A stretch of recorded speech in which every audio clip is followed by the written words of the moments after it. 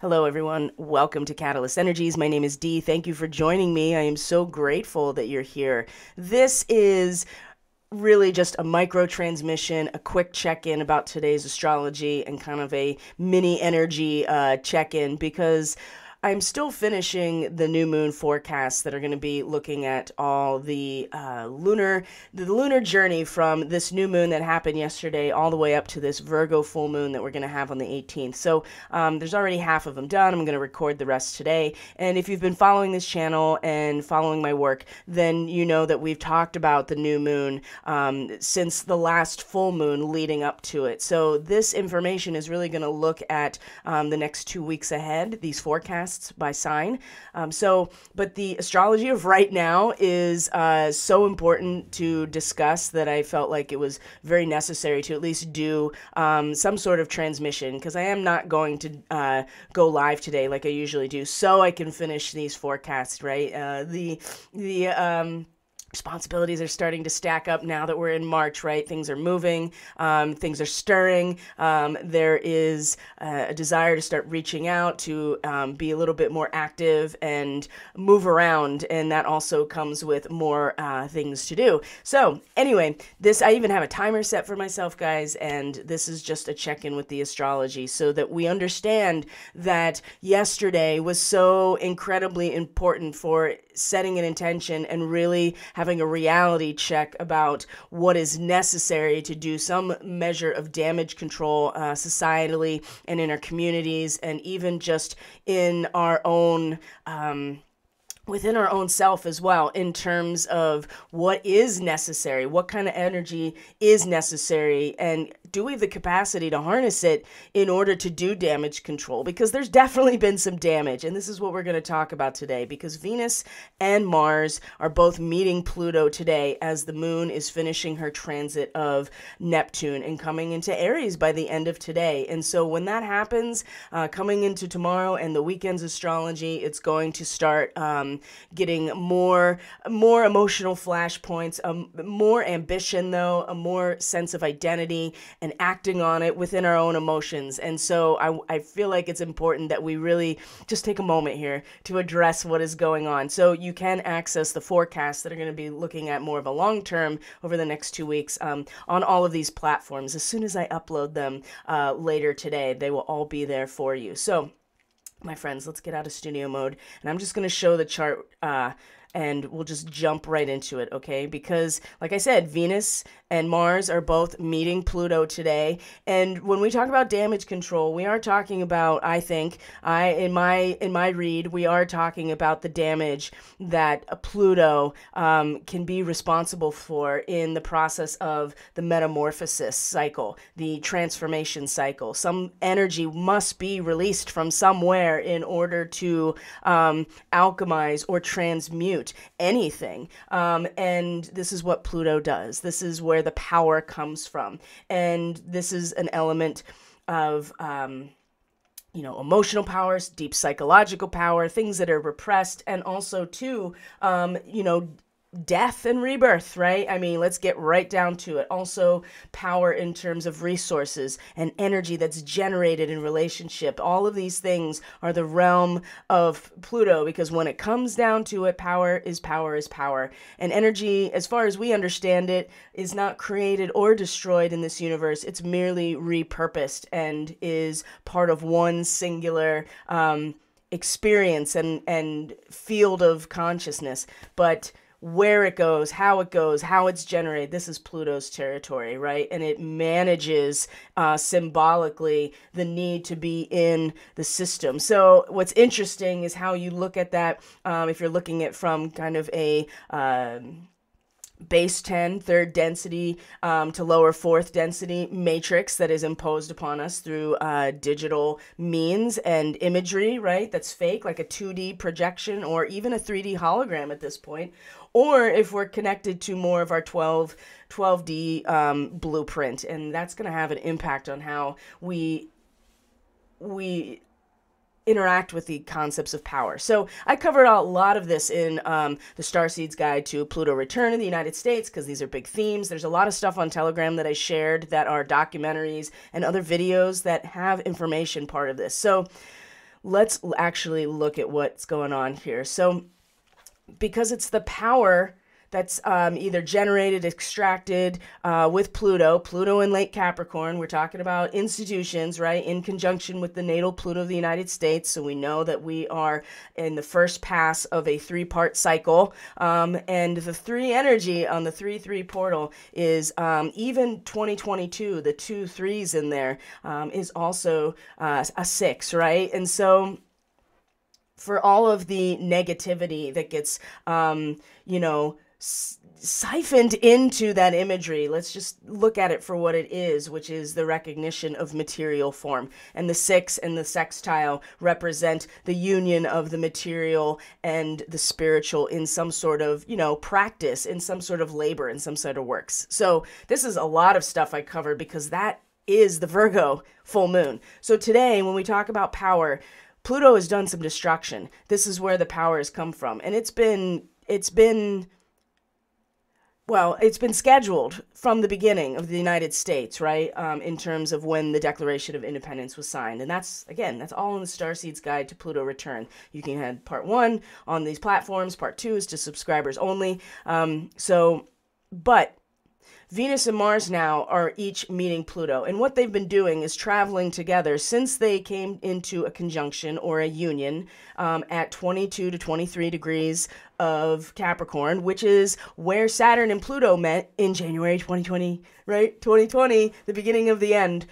So they have been traveling the area that Pluto has been going through and just, doing what Pluto does, destroying the harvest, right? The Grim Reaper is often pictured with that tool or that big scythe, right? And, because it comes through and just like, it's like a machete, but it's on a staff, so you can harvest big sections of, your crop all at once. And there's a reason that Pluto has that, because it is the taking of the energy in the process of the harvest that Pluto represents. So there's been a lot there, and these two have been coming through and making very significant meetings and consummating their own union of creation. Mars is the seed, and Venus is the soil, right? This is the masculine and feminine incarnate, right? The emperor and the empress, the god of war and the goddess of love, right? Penetration and receiving.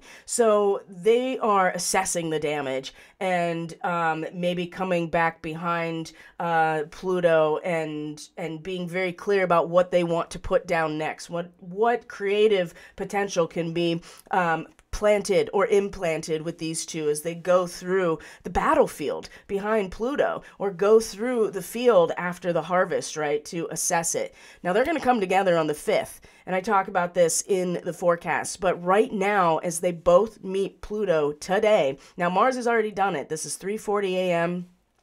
Eastern Standard Time, overnight, and with a moon in Pisces, just about to meet Neptune as this is happening. I'm sure Dreamtime had a lot to offer us in terms of images and notions and unconscious desires, all kinds of astral connection and higher self communion in the dream state. But Mars and Pluto both rule the same sign, which is Scorpio, right? Mars rules Aries and Scorpio.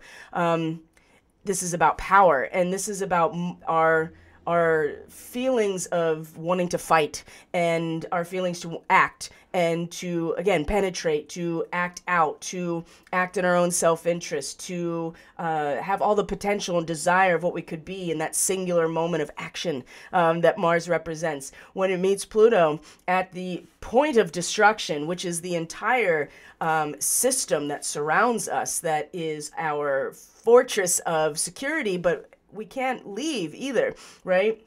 It's like an aviary. It's a habitat, right? That encompasses all these different types of birds, all of these types of spiritual notions, all of these types of concepts. And the United States is really meant to be that. But also, too, it is the structure around it that when it goes away, right, for whatever reason, and we can see it happening in front of our eyes, and it has been, that we have to contend with that. Why is it gone? Was it all rotted? Did it need to be destroyed? Was it destroyed by some sort of force of nature? or was it never cared for properly? So, or the bank has come collecting, it's going to foreclose on the mortgage because we haven't quite paid back the debt to build it in the first place. There are some interesting concepts around this that I shared on Telegram with a particular docuseries that's really bringing this up, and the connection to the founders and their connection to Freemasonry and the Illuminati and the New Atlantis, right? These are all themes that we've been covering, okay? So when these two have met Pluto, to already Mars and then Venus, right? Mars is going to want that power, lust for power, act on that power. So it depends on what that power represents to you, where you're finding this position in your chart. But when Venus, oh boy, Venus is going to come along later today and make the same connection. And it's not going to be the same, right? I mean, there's anger and a sense of like wanting to fight with Mars and taking that power and doing something with it, like having a goal in mind, as Mars and Capricorn often wants to have. But Venus, it's going to be a different scenario. We're going to feel it in our bodies. It's going to be a ripple effect through the actual material aspects of reality for us that hold us all. And I think it'll be just a very strong and intense feeling of what's been destroyed. And also too, the power, this is the wisdom of a Venus in Capricorn transit right now, is that she is in her crone phase in some ways, or at least in a wise and responsible position in Capricorn, and really considering more than just herself and her own needs, which is a very Venus thing in Taurus, okay? So I suspect that we're going to feel it in the things that matter most, what has been lost, but what the potential is. And so one's going to want to fight, and the other side of it's going to feel the impact. Now, there also could be this extraction of this power by Venus in some ways of like, I know that this is part of the cycle, and that without the destructive demolition aspect to release the energy, right? If the fire doesn't burn the fuel, which is a death in itself, there is no release of energy to create or to transmute or to transform. So it'll be almost bittersweet. And I just kind of get this feeling of just wanting, I feel like that we really will need to in-source and really take care of ourselves and each other in this moment. And the power that we can gather from this moment is not going to be an easy one, but it also connects us to something more than ourselves when we come into alignment. Now, when normally Venus and Pluto are together in a conjunction like this, there is always the potential to need more from your relationships, to gather more power in, to utilize your charm and your beauty, even your sensitivity and your sensuality as Venus, to gather in and power, right? And to get deeper into your relationships. There could be jealousy.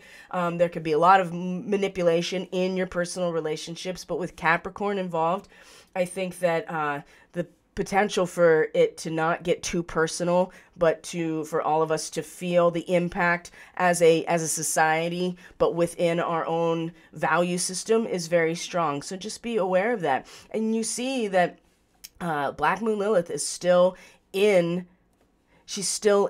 conjunction with Sirius. She's in a direct trine now to Jupiter. So this element of the new moon, especially with Lilith that is conjunct Sirius, has not really, it's still pretty strong right here, and is allowing for us to find our primal connection and our primal voice through this connection to something permanent and something vast and something like it's like a void, right? And that is where the creation happens. And that's something to remember, that we can find our own stability at the core of this darkness, and not to turn it into being like, focusing on the dark or finding one's stability in the black arts, because this easily could turn into this very, very easily. Oh, there's my timer, guys.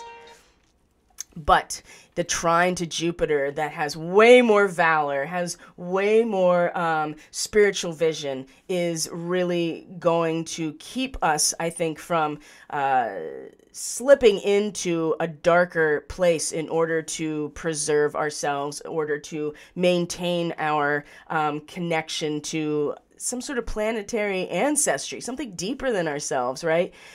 This is very useful. And I bring this up a lot, and I do in the forecast, this particular position of Lilith. And so she's still here. So there are these aspects that are still providing for emotional stability, right? This is a water trine. And so we don't want to let go of our root system that is based in a permanence in this space, right? Again, there's no creation without a void. So this is like, Black Moon Lilith especially is very related to Sirius as far as I'm concerned. And Taurus as well, right? These are both very much about the space in which creation happens, what is received. But this is way more of an emotional tie, our loyalty, our faithfulness to our bonds to each other. And I think this can really stimulate and has this sense of valor and leadership and a willingness to give ourselves over to what is most assuredly live shells, but it's still a simulation. And we have to be very clear with ourselves about if we're going to give aspects of ourselves over to this process, is it a well-conceived strategic move? And we'll talk about strategy more tomorrow because the moon's coming into Aries. It's going to meet Chiron. This is a whole thing because it's going to square Lilith where she is now. Who's going to be in a sextile to Uranus. So there's plenty to talk about tomorrow, but it's in the feeling of Venus and Mars coming into meet Pluto today that I really wanted to draw attention on. Also, the feels of where the moon is going to be throughout the rest of today are really important because it's going to travel over territory that's going to have much more impact at the full moon. So there'll be subtle references, right? Feelings, again, imaginations. You might be getting all kinds of creative and imaginative and fantastical feelings and inspirations that don't seem to really, or dream state again, or just in meditation or in that transcendent state, you might get a feeling of something. It's going to be more relevant at the full moon because that's where it'll be. The end of Pisces, Neptune will be in a connection to the lunar nodes. And that's something I spent a lot of time on in the forecast. So I just want to bring up right now how important it is for us to, to not ignore how we feel and to be willing to float in that ocean, that cosmic ocean of consciousness and see what we do feel, see what comes through our intuition and our emotions, because it's going to have an impact on what's more powerful and more illuminated when it comes to the full moon in 2 weeks. So today is important. So don't forget who you are and realize also as well that there's a lot of disillusion and disappointment, and this connection between Mercury and Saturn that was exact yesterday as well is exactly the mental reality check and the, kind of like it's like Saturn as this authority figure is stabilizing our mind and giving us the confidence that mentally we will be able to manage. That is like the last half of Aquarius is about management. Manage the bandwidth of where society is right now, because it's not easy. It's not easy at all. And thankfully, this connection with Saturn is actually a really good thing. So I'm going to leave it there. That's my micro transmission for the 3-3 portal. Stay golden, guys. It's going to be okay. And let things come through you, right? You're picking up on a lot. We're all picking up on a lot because the moon is just past Neptune and is still in Pisces. And there is a lot of anger and opportunism. But by the end of today, there's also going to be a very sensitive embodiment of all that's been lost and but also the potential of what can grow. And I would say keep your eyes on the prize, right? Of where this is all going in order to assist yourself mentally and otherwise in some as things feel disillusioned or you seem disillusioned. Okay, so I love you guys. Thank you for being here. I truly appreciate each and every one of you. If you are interested in reading energy work to support your process, everything's in the description box below. As you know, whenever you subscribe, like, comment, and share, it actually does help this channel grow and this community grow. So I will actually see you all on probably whatever forecast you end up watching, and then I'll be live tomorrow as usual on Friday, and we'll do the weekend's astrology. Okay, love you guys. I'll see you later. Bye.